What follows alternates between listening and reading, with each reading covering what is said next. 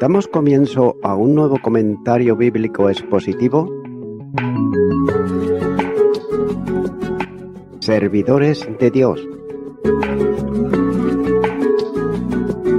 Quien te habla es Manuel Cornejo. En esta ocasión estaré compartiendo la primera carta de Juan, capítulo 1 y versículo 2, donde dice: porque la vida fue manifestada y la hemos visto, y testificamos y os anunciamos la vida eterna, la cual estaba con el Padre y se nos manifestó. La conjunción y con se abre el versículo, que está estableciendo también el comienzo del paréntesis que lo comprende, de modo que puede traducirse por, pues, explicativo. En él se detalla a que la vida estaba refiriéndose en el versículo anterior, ya que Juan afirma que esa vida, que es eterna, se manifestó. Y no cabe duda que esa manifestación de la vida eterna no es posible en la manifestación del verbo de vida en quien está. Juan, capítulo 1, versículo 4 dice: en él estaba la vida, y la vida era la luz de los hombres. La palabra de vida con que concluye el versículo anterior es el mensaje de Jesucristo, pero para recibir en él la seguridad de la vida eterna, el mensajero también se hizo carne, como Juan enseña en el prólogo del Evangelio, en Juan capítulo 1 y versículo 14, donde dice: y aquel verbo fue hecho carne y habitó entre nosotros, y vimos su gloria, gloria como del unigénito del Padre, lleno de gracia y de verdad. Jesucristo, la palabra encarnada, declara lo sublime de Dios, con toda autoridad, de manera que no solo revela a Dios, sino también su voluntad, dando testimonio al hombre de lo que él ha visto y oído en la presencia del Padre. Capítulo 8, versículo 38 dice: yo hablo lo que he visto cerca del Padre, y vosotros hacéis lo que habéis oído acerca de vuestro Padre. Ahora bien, no solo tiene Jesús palabras de vida, sino que Él es la vida eterna, poseedor de ella. Evangelio de Juan, capítulo 11, versículo 25, dice: le dijo Jesús: yo soy la resurrección y la vida. El que cree en mí, aunque esté muerto, vivirá.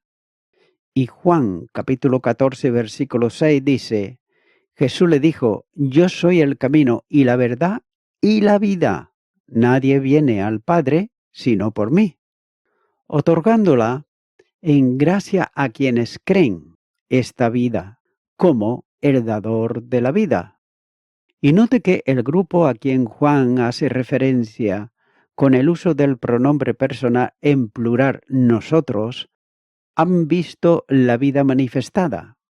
Esta vida estaba en Cristo que, como verbo de vida, la hizo posible desde la creación y la de como promesa de la proclamación del Evangelio.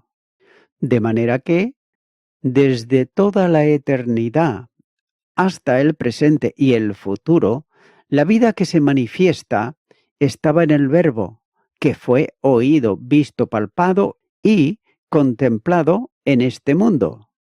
También debe de tenerse en cuenta que la vida no fue puesta en el Verbo, sino que el Verbo era en sí mismo la vida. Por consiguiente, al ver al Verbo, vieron también la vida.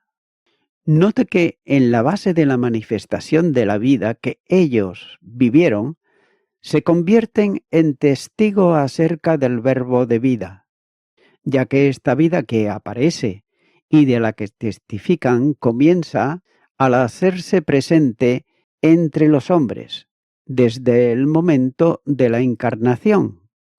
De esa vida encarnada que han visto, dan testimonio ellos ante los hombres.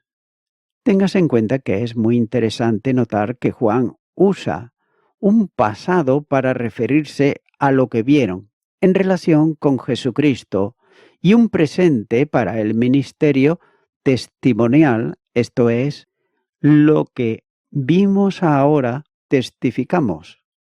El apóstol no solo ha visto la vida, sino que proclama este testimonio a los hombres. Por tanto, el mensaje de Juan tiene que ver con la proclamación de la vida eterna. En este sentido, cabe también preguntarse a qué se está refiriendo con el término. Pudiera pensarse que está anunciando la vida eterna que Jesús prometió a cuantos creen en él, como dirá al final de la epístola. Y este es el testimonio que Dios nos ha dado vida eterna, y esta vida está en su Hijo. El que tiene al Hijo tiene la vida. El que no tiene al Hijo de Dios no tiene la vida. Capítulo 5, versículos 11 y 12. De otro modo, en el Evangelio, para que todo aquel que en él cree no se pierda, mas tenga vida eterna. Juan capítulo 3, versículo 15. Por eso, el que cree en el Hijo tiene vida eterna. Juan capítulo 3, versículo 36.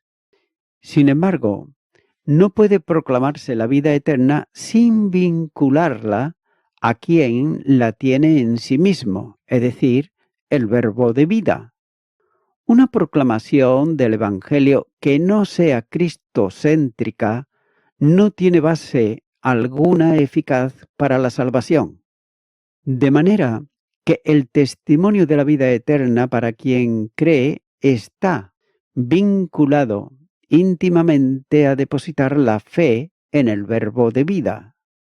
También se puede observar que no es posible para Juan desvincular el verbo de su condición preexistente en el seno trinitario, ya que la afirmación es bien precisa.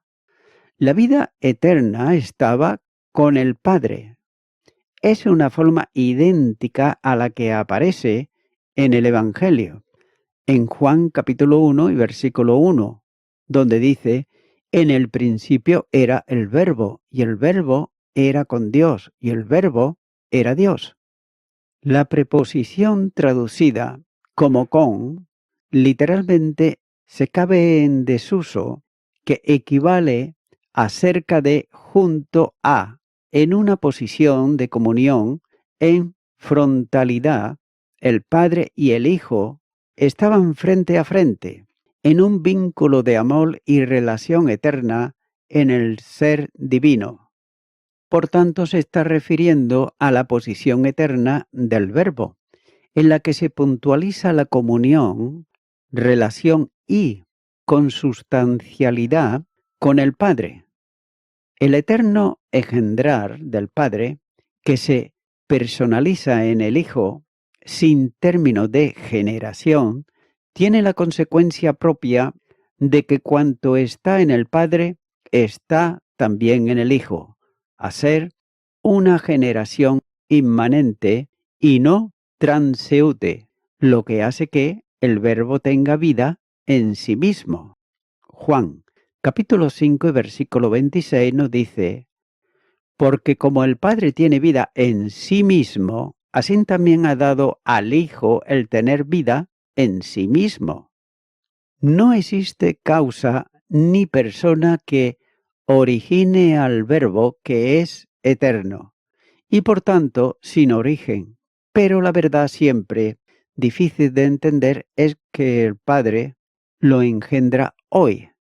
Hebreos capítulo 1 versículo 5 dice: porque ¿a cuál de los ángeles dijo Dios jamás: mi hijo eres tú, yo te he engendrado hoy? Y otra vez: yo seré a él padre y él me será a mí hijo. En ese texto sigue presente el hoy eterno de Dios, sin origen y término en la Trinidad. La vida eterna, vida divina, es comunicativa al Verbo por el Padre. Juan capítulo 5 versículo 26 dice: porque como el Padre tiene vida en sí mismo, así también ha dado al Hijo el tener vida en sí mismo. Y el capítulo 6, versículo 57 dice: como me envió el Padre viviente y yo vivo por el Padre, asimismo el que me come, él también vivirá por mí. Debe estar presente que, aunque la vida biológica del hombre comenzó en Cristo por la encarnación, la vida divina está presente en la persona del Verbo, en donde la naturaleza humana de Jesús subsiste en dos hipostasis de naturaleza: la divina, que es eternamente, le corresponde porque es Dios, y la humana, asumida en la temporalidad de las criaturas, inseparable ya definitivamente de su persona. También es interesante que cuando Juan se refiere a la vida de Dios, utiliza el término mientras que cuando lo hace para la vida humana de Jesús, usa que tiene que ver con la vida que puede ser entregada a la muerte. Note, Juan capítulo 10 versículo 11 dice: yo soy el buen pastor su vida da por las ovejas. Y Juan capítulo 10 y versículo 15 dice: así como el Padre me conoce y yo conozco al Padre y pongo mi vida por las ovejas. Esas mismas palabras la usa para hablar de la vida de los hombres. Juan capítulo 12 versículo 25 dice: el que ama su vida la perderá, y el que aborrece su vida en este mundo para vida eterna la guardará. En este versículo el apóstol usa el término que le es habitual para referirse a la vida de Dios. Esta vida divina y eterna se manifestó en Jesucristo. De otro modo, el Verbo eterno Hijo de Dios, a tomar nuestra propia naturaleza, haciéndose carne, pone de manifiesto el misterio de la verdadera vida, que sólo existe en Dios. La vida eterna tiene aquí, como se está considerando, un sentido personal que es identificable o, si se prefiere, equivalente al verbo de vida, ya que el Hijo es el verdadero Dios y la vida eterna. Capítulo 5 y versículo 20. Ya que al afirmar que estaba con el Padre, en sentido de estar junto a Él, confirma el sentido personal que adquiere aquí. La preposición con acusativo en los dos casos permite construir un paralelismo entre ambas expresiones, poniendo de relieve la comunión activa en el seno de la Santísima Trinidad, expresada en una relación entre las personas divinas. La locución relativa pone una mayor puntualización al sentido personal que debe de entenderse como la vida, en cuanto portador de ella y único mediador, estaba junto al Padre, como persona divina, en la unidad divina.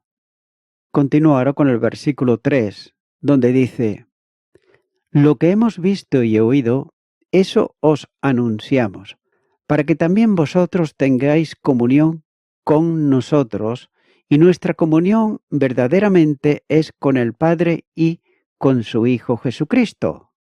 Concluido el paréntesis explicativo, retorna nuevamente al tema que dejó en el versículo 1, que es la proclamación del Evangelio, que es doctrina en sí mismo, sino de vivencias personales relacionadas con quien es la verdad, el verbo de vida. La manifestación histórica de la vida eterna es ahora proclamada, y esto tuvo que ver con los apóstoles, aquí nuevamente incluidos en el pronombre personal nosotros, y se proclamó al mundo, es decir, vosotros, ya que es un mensaje concreto, la realidad de la vida eterna en Cristo Jesús, que vino al mundo para darla a todo el que cree. Juan precisa que lo que predican es aquello que hemos visto y oído. Note que las dos fuentes del testimonio son aquí el ver y el oír, en modo inverso a la presentación del primer versículo, en el que está primero el oír y luego el ver. Pero aquí se expresa en modo lógico, conforme se produjo en la historia, ya que el Verbo encarnado se vio antes de que se oyera, cuando nació, por ejemplo, en Belén. Esta es la tercera vez que el apóstol utiliza el verbo ser.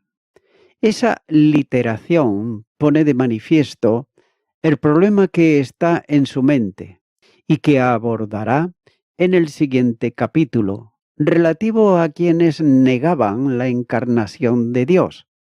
De ahí que insista en lo que vieron y oyeron que constituye el mensaje apostólico. Jesús, el Verbo eterno, el Hijo de Dios, se manifestó en carne humana.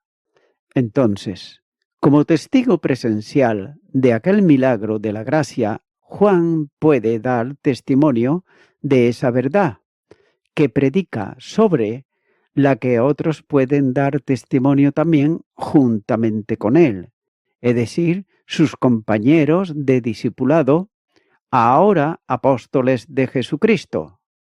Lo que Juan anuncia es el mensaje de salvación. Note que debe de apreciarse aquí el uso del presente. Anunciamos, ya que tanto el mensaje como la misión de proclamarlo es continua, confirmándose día a día en la fe de los creyentes. También se aprecia la urgencia de Juan en relación con el mensaje a proclamar, puesto que tenía razones para ello. Primeramente, había recibido el mandato de Jesús. En el Evangelio de Mateo, capítulo 28, los versículos 19 y 20, dice: Por tanto, id y hacer discípulos a todas las naciones, bautizándolos en el nombre del Padre, y del Hijo, y del Espíritu Santo, enseñándoles que guarden todas las cosas que os he mandado. Y aquí yo estoy con vosotros todos los días hasta el fin del mundo. Amén. Así vemos que luego está el impulso para darse a los demás, como Dios mismo hizo en Cristo. Porque de tal manera amó Dios al mundo, que ha dado a su Hijo unigénito, para que todo aquel que en Él cree no se pierda, mas tenga vida eterna. Juan capítulo 3 y versículo 16. Por tanto, quienes están en comunión con Dios, compartiendo con Él y en Él la divina naturaleza. La segunda carta de Pedro, capítulo 1 y versículo 4 dice: por medio de las cuales nos ha dado preciosas y grandísimas promesas, para que por ellas llegaseis a ser partícipes de la naturaleza divina, habiendo huido de la corrupción que hay en el mundo, a causa de la concupiscencia. Por tanto, tiene la urgencia de darse a lo demás en un mensaje de vida, y en tercer lugar, por la bendición del aumento cuando otros creen, es decir, la comunión se incrementa cuantos más comunicantes haya. Hay cosas que disminuyen con la participación, como se trata a modo de ejemplo en compartir un pan. Cuanto más participantes, menos cantidad a distribuir. En cambio, cuando una vela se enciende, otras, la luz, no disminuye, sino que aumenta, y así ocurre con la comunión. Note que el propósito del apóstol es el disfrute de algo en común. Es el resultado de la experiencia en común de la vida eterna en Cristo. También la comunión entre creyentes es posible en razón de la comunión con Dios en Cristo. ya que requiere una semejanza de naturaleza que trascienda a la diferencia externa y temporales. La verdadera comunión solo puede existir entre creyentes verdaderos, los que tienen la misma vida eterna. El propósito de Juan es invitar a los destinatarios para que tengan comunión íntima, es decir, compañerismo de testimonio con los apóstoles que eran los testigos presenciales de la vida terrenal y del ministerio de Jesucristo. Comunión de vida es también comunión de fe. De otro modo, la comunión de todos los cristianos, aquellos que habían tenido la experiencia de haber visto y oído al Verbo de vida, y los destinatarios de la epístola, es que tengan parte en la vida que vino en el Hijo de Dios y fue transmitida por Él a los que creen en su nombre, ya que se trata de una relación común con Cristo y auténtica tanto de los apóstoles como del resto de los creyentes. Gálatas capítulo 2, versículo 9 y la primera carta a Timoteo capítulo 6, versículo 18. También podemos observar que la comunión a la que Juan se refiere no es tan solo horizontal, esto es, entre los creyentes, incluidos los apóstoles, sino también vertical, con el Padre y su Hijo Jesucristo. Se trata de una unión común con la fuente de la vida eterna, que no solo está en el Padre y en el Hijo, sino que se participa de ella en la medida que se les conoce. Así lo enseñó Jesús. Y esta es la vida eterna, que te conozcan a ti, el único Dios verdadero, y a Jesucristo a quien has enviado. Juan capítulo 17, versículo 3. Es pues, en palabras de Jesús, el conocimiento de Dios y de Cristo, ya que conocer no tiene en la Biblia una exclusiva relación intelectual, aunque la comprende, sino vivencial. Se trata de un conocimiento de intimidad que genera la participación en la vida eterna común en las personas divinas y comunicada a los creyentes por vinculación personal con Cristo, en quien estaba la vida. Juan capítulo 1, versículo 4. Por tanto, entender este aspecto de lo que es la vida eterna requiere entender también la experiencia de la salvación. En la cruz, Jesús hace la obra de salvación muriendo por el pecado y abriéndolo a la experiencia del perdón de pecados y vida eterna para todo el que cree. Este llamamiento a salvación, operación del Padre, se proclama hoy en el mensaje del Evangelio, que es el hecho comprensible, no tanto intelectualmente, sino como mensaje vital, por la obra de convicción del Espíritu Santo.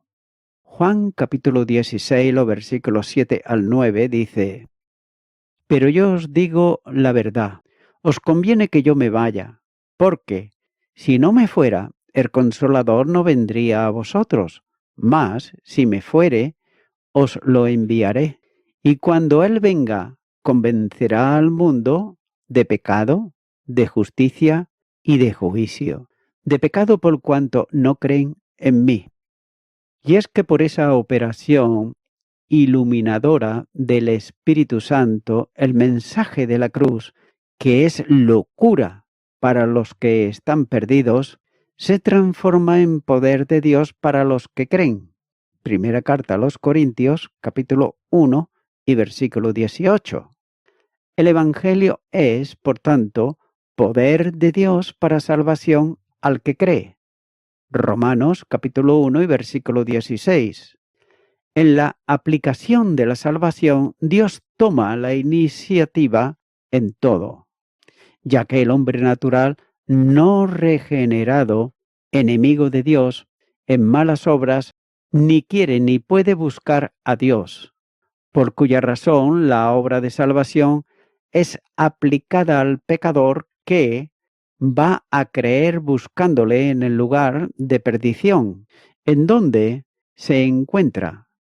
La unión vital con Cristo produce la unión vital con el Padre, comprendida en lo que Jesús dice en la oración: que te conozcan a ti y a Jesucristo. Nadie puede conocer al Padre sin conocer al Hijo. Por consiguiente, la vinculación existencial con Dios es sólo posible por el único mediador entre Dios y los hombres, que es Jesucristo hombre. La consecuencia de esta unión con Dios en Cristo es la comunión con las personas divinas. Segunda carta de Pedro, capítulo 1 y versículo 4. La vida eterna común a todos los creyentes consiste en el conocimiento vivencial, experimental y personal de Dios y de Jesucristo, quien murió para llevarnos a Dios. Hebreos capítulo 2 versículo 10. Y es que por esa razón, puesto que cada miembro del cuerpo de Cristo tiene la misma vida eterna, dada por Dios al creer en Cristo. Es por eso que la comunión de los creyentes entre sí, debido a este vínculo común, procede de la comunión con el Padre y con su Hijo Jesucristo. Por tanto, la conclusión es evidente. La comunión horizontal es el resultado de la comunión vertical. No se puede tener comunión entre hermanos si no descansa en la comunión con Dios, de donde procede toda relación espiritual entre los creyentes. Y voy concluyendo con esto. Amigo y amiga oyente, ¡qué milagro tan asombroso! Jesucristo tomó sobre sí la naturaleza del hombre para que nosotros, por medio de la fe, pudiésemos recibir la naturaleza misma de Dios. La vida que es en Cristo es verdadera y además ayuda a resolver el problema básico de la soledad, ya que los creyentes tienen comunión genuina con Dios y los unos con los otros. El mismo Señor Jesús prometió: «He aquí, yo estoy con vosotros todos los días». Mateo, capítulo 28, versículo 20. Es por ello que, mi amigo y mi amiga oyente, si tú todavía no tienes a Jesús en tu corazón, en tu vida, si aún no has creído en su obra de salvación, pues ahora es el momento en que tú puedas invitarle, en que Él venga a tu vida y lo aceptes como tu Salvador. Ora conmigo esta oración que voy a hacer y repite: Señor Jesucristo, vengo ante ti porque, aunque tengo amigos, amigas, familia, muchas veces me encuentro solo o sola. Por ello vengo ante ti, como dice tu palabra: he aquí yo estoy con vosotros todos los días. Deseo recibir de ti lo que tú tienes para mi vida, que es la salvación en Cristo Jesús. Yo creo por la fe lo que Él hizo en la cruz por mí. Ahora te pido perdón por todos mis pecados, me arrepiento de ellos y te recibo a ti, Señor Jesucristo, como mi Salvador. En tu nombre. Amén.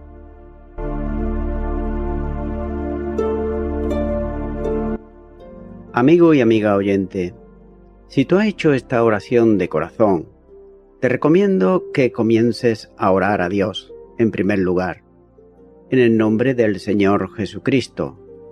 Orar a Dios no es rezar, sino que es hablar con una persona.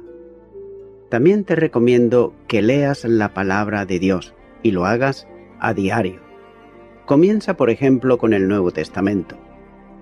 Y también, por último, te recomiendo que para que puedas crecer espiritualmente, te congregues en una iglesia cristiano-evangélica, donde se predique, se enseñe y se practique la sana doctrina y la palabra de Dios. Congrégate ahí y con el tiempo podrás crecer espiritualmente y también servir al Señor Jesucristo. Que Dios te bendiga. Y a toda la audiencia, nuevamente ya me estoy despidiendo de todos ustedes y será hasta el próximo programa. Que Dios os bendiga a todos.